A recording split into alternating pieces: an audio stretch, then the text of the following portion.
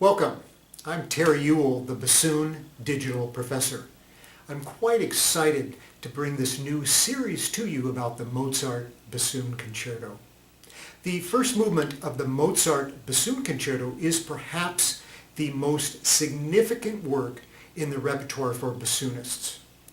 I have performed the concerto many times, including with the Hong Kong Philharmonic under the direction of Maestro Yaya Ling.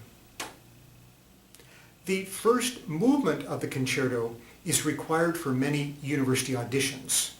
It is a staple of orchestral auditions as well. Last of all, the accessibility and beauty of the concerto has made it a favorite with performers and audiences for many years. Thus, given the significance of the work, you should carefully research all features of the concerto. My goal with these videos is to educate you about neglected and perhaps even unknown aspects of this prized possession in our repertoire. There are numerous editions of the Mozart Concerto available. I own 7 print editions of the work.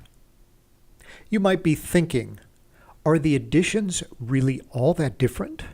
Well, let's take a look. I have performed from the edition in Figure 1 for several decades.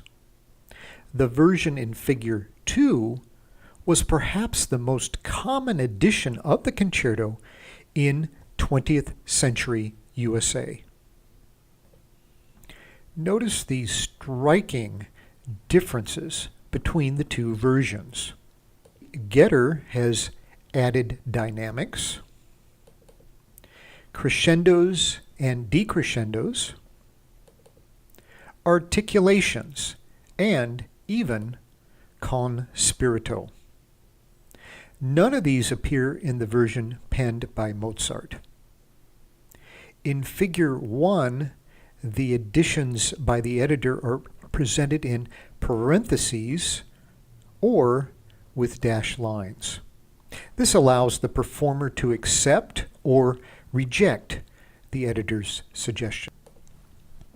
Let's make another comparison in the concerto. You can see that the choice of music will determine the manner in which you play and even the particular notes you perform in the concerto.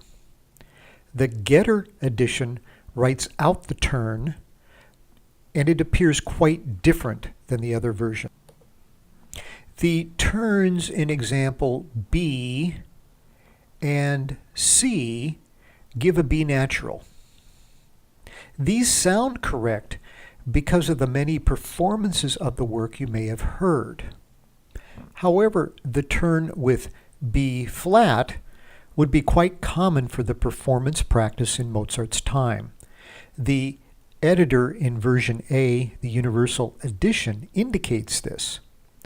Only by referring to the Universal Edition or another edition more closely aligned with the original version would you know about playing a B flat here.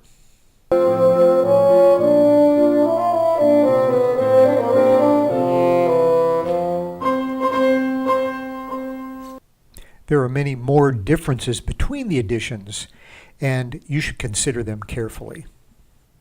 Here are my recommendations for performance editions. Not all of the editions above are without errors. For instance, the second movement of the Universal Edition of the bassoon part has missing rests in measures 1 and 2. In all cases, I suggest you check your version of the music with the free, authoritative edition of the work. Log onto the NMA Publications website and type in 191 in the appropriate box. 191 is the KV number for the Bassoon Concerto. There is no excuse. There is no excuse. There is no excuse for any bassoonist to be playing the concerto without knowledge of the best edition of the work. This edition is available without charge to anyone with access to the internet. Here are 3 articles that will further guide your study of the concerto.